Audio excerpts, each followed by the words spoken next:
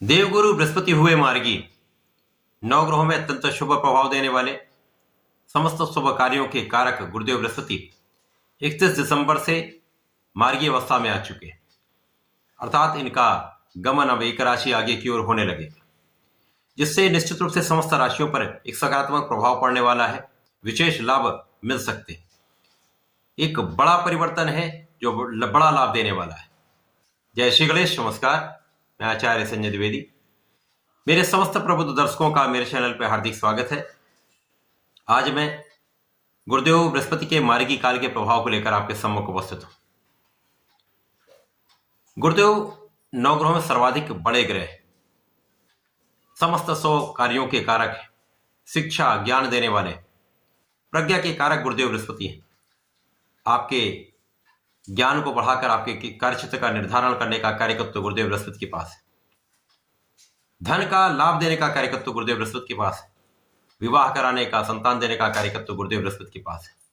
तो निश्चित रूप से सर्वाधिक शुभ प्रभाव देने वाले, सर्वाधिक लाभ देने वाले गुरुदेव बृहस्पति जब मार्गी अवस्था में आएंगे, जो कि एक सकारात्मक प्रभाव है, तो समस्त राशियों को विशेष लाभ भी मिल सकते हैं।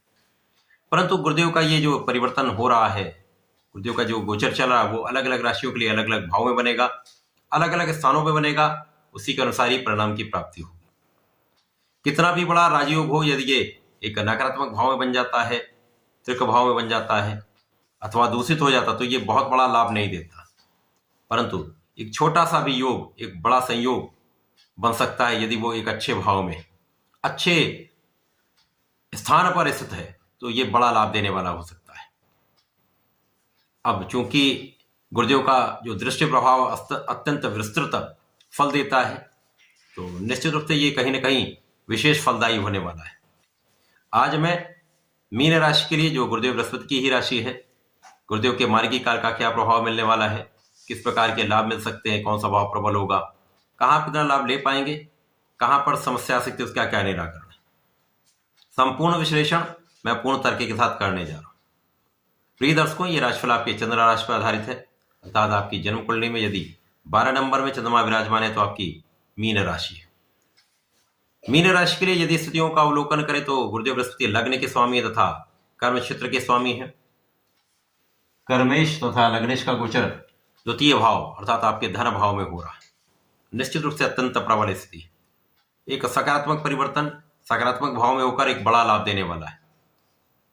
अब यहाँ पर गुरुदेव बृहस्पति जब द्वितीय भाव में होंगे तो यहाँ पर आपके परिवार का संपूर्ण सहयोग आपको प्राप्त होगा।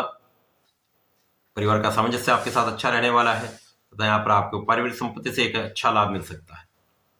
धन वृद्धि का समय है। आपके धन में निश्चित रूप से प्रबलता आएगी, धन का आप संचय भी कर पाएंगे। इसी प्रकार से गुरुदेव बृहस्पति जब द्वितीय भाव में होंगे तो द्वितीय भाव तो अत्यंत प्रबल होगा ही, साथ ही साथ गुरुदेव का प्रभाव आपके लग्न को प्रबलता देने वाला है। आपके अंदर सकारात्मकता बढ़ जाएगी, आपका प्रभाव बढ़ जाएगा, आपका धैर्य बढ़ जाएगा, आपकी क्षमता बढ़ जाएगी तथा आपका कार्यक्षेत्र अत्यंत प्रबल रहने वाला है। निश्चित रूप से अत्यंत प्रबल स्थिति है। गुरुदेव का प्रभाव आपके कार्यक्षेत्र में एक सफलता देने वाला है, प्रगति देने वाला है, आपको आगे बढ़ाने वाला है। गुरुदेव का प्रभाव आपके द्वितीय भाव को प्रबल करेगा। साथ ही साथ यहाँ पर गुरुदेव की 3 दृष्टियां, जिसमें प्रथम दृष्टि का प्रभाव आपके पंचम पर होगा, द्वितीय का प्रभाव आपके सप्तम पर अष्टम पर होगा तथा तीसरी दृष्टि का प्रभाव आपके 10वें भाव पर होगा। तो यहाँ पर निश्चित रूप से आपके रोगों से आप मुक्त होंगे, आप अपनी समस्याओं से मुक्त होंगे, बहुत सारे कानूनी समस्याओं में आप विजयी होंगे, साथ ही साथ शत्रुओं पर विजय प्राप्त होगी। गुरुदेव का प्रभाव आपकी रक्षा करने वाला होगा, आपकी आयु की रक्षा करने वाला होगा, आपके ज्ञान में वृद्धि करने वाला होगा। गुरुदेव का प्रभाव आपके आध्यात्मिकता में वृद्धि करने वाला होगा तथा यहाँ पर गुरुदेव का प्रभाव आपके कार्यक्षेत्र को अत्यंत प्रबल करने वाला होगा, क्योंकि वहां पर स्वयं की राशि है। स्वयं की राशि पर गुरुदेव का प्रभाव अत्यंत विस्तृत करने वाला होता है, आपके कार्यक्षेत्र को एक प्रबलता देने वाला है, आपके कार्यक्षेत्र का विस्तार करके आपको बड़ा धन का लाभ देने वाला है।